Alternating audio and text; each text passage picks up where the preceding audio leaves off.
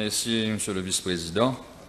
Monsieur le Vice-président, la présentation aujourd'hui de cette liste de 17 amendements a été apportée à 15 sections du Sports Act 2016, notamment sur la question du contrôle et de la gestion du programme de l'antidopage à Maurice, et la parfaite illustration d'un ministre des Sports qui s'est fait sérieusement taper sur les doigts par une instance internationale et qui doit maintenant réagir à la va-vite de peur de se faire rabourer à nouveau par la World Anti-Doping Agency, dit la WADA.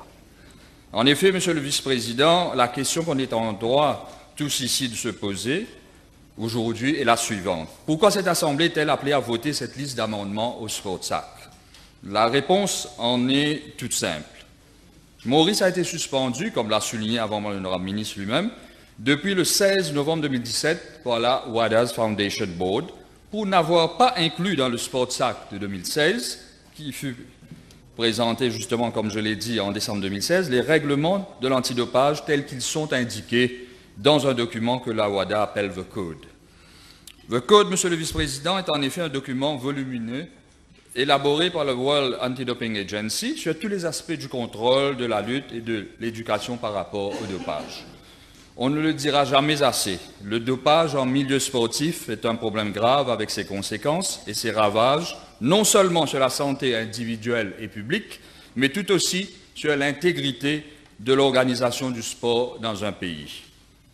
Monsieur le Vice-président, le cas qui reste encore en mémoire est celui de la Russie, premier pays à être privé des Jeux olympiques d'hiver 2018 en Corée du Sud.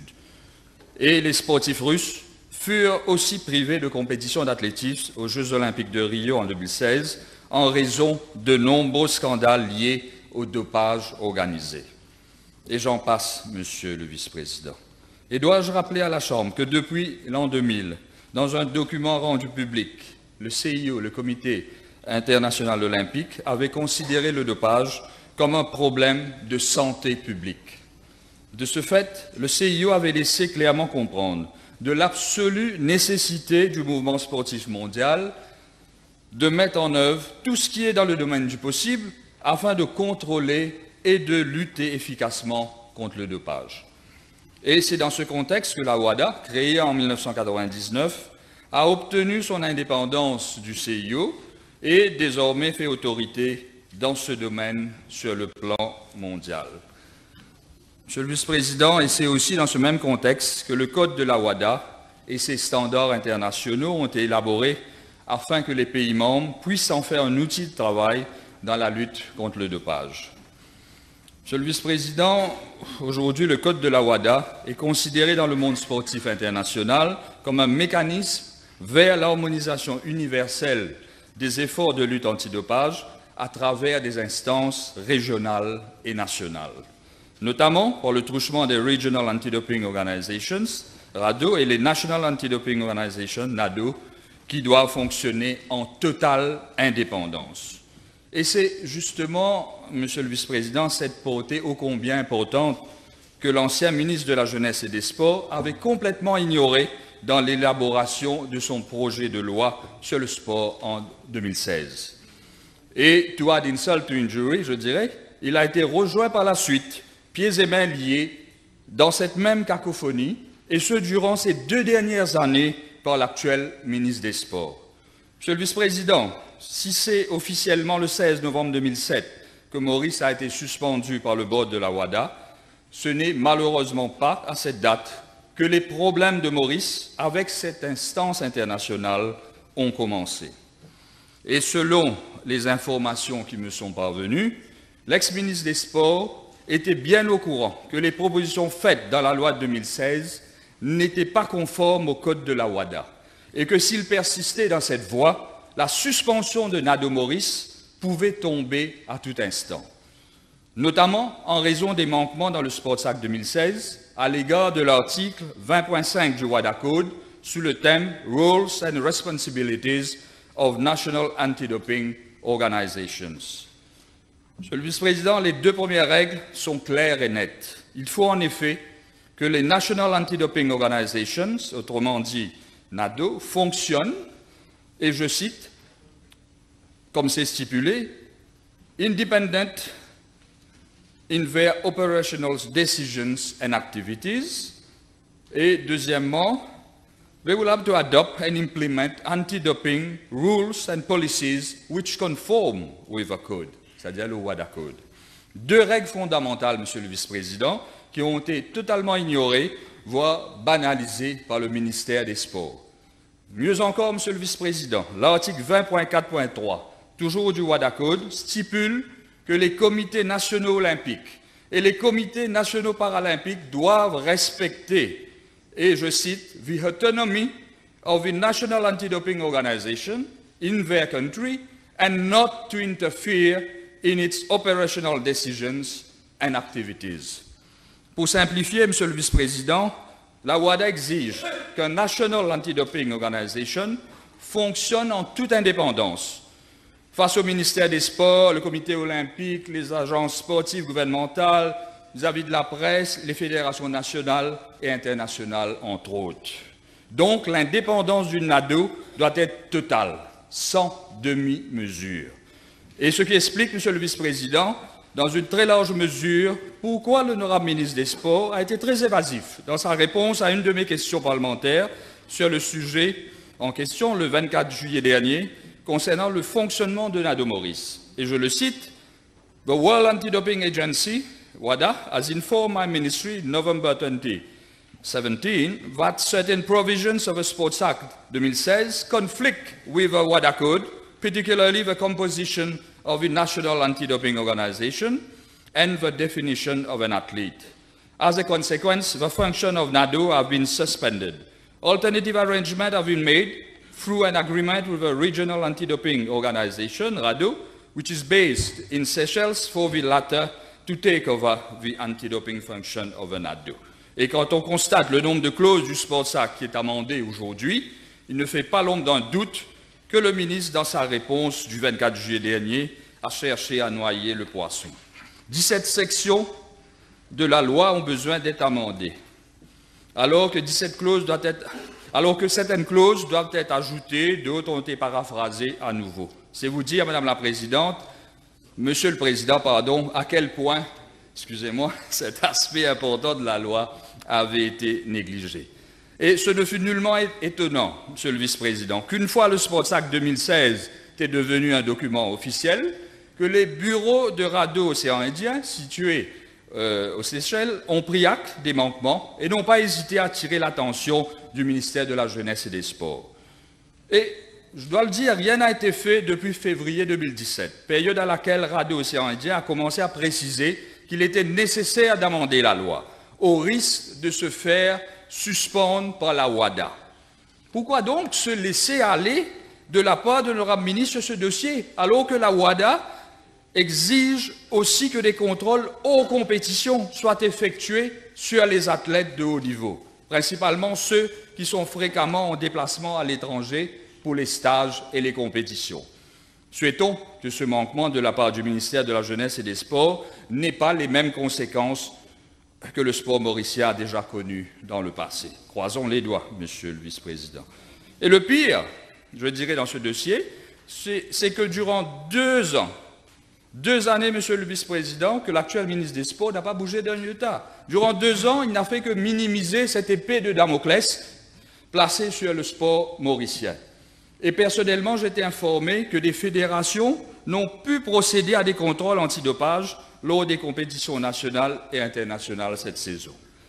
Et je me demande de ce fait combien de contrôles antidopage ont été faits durant les 2 ans que NADO Maurice n'a pas fonctionné. Et bien que le ministre avait affirmé le 24 juillet dernier dans sa réponse parlementaire, je le cite, « Les tests antidopage se font avec la collaboration du Regional Anti-Doping Organization, which is based in Seychelles. » Permettez-moi de douter, Monsieur le Vice-président, car tout indique que l'honorable ministre n'a pas joué franc jeu sur ce dossier. Donc, pourquoi ces amendements n'arrivent qu'aujourd'hui? C'est l'autre question qu'on est en droit de se poser, puisque ces amendements arrivent comme un objet brûlant que le ministre refile au mouvement sportif mauricien en guise de cadeau de fin d'année. Les Jeux des îles de 2019, Monsieur le Vice-président, sont derrière la porte.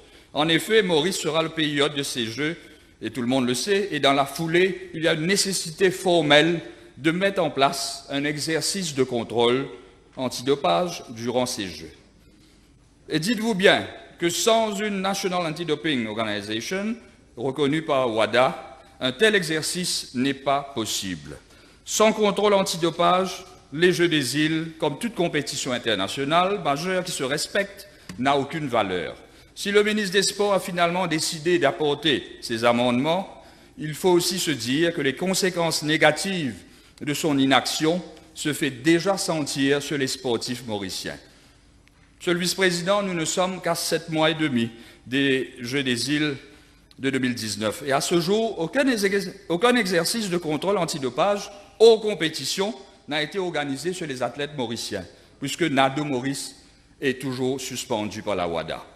Donc, pour rappeler à la Chambre, pour les Jeux des îles de 2015 à La Réunion, cet exercice avait été organisé en plusieurs occasions, 18 mois avant les Jeux.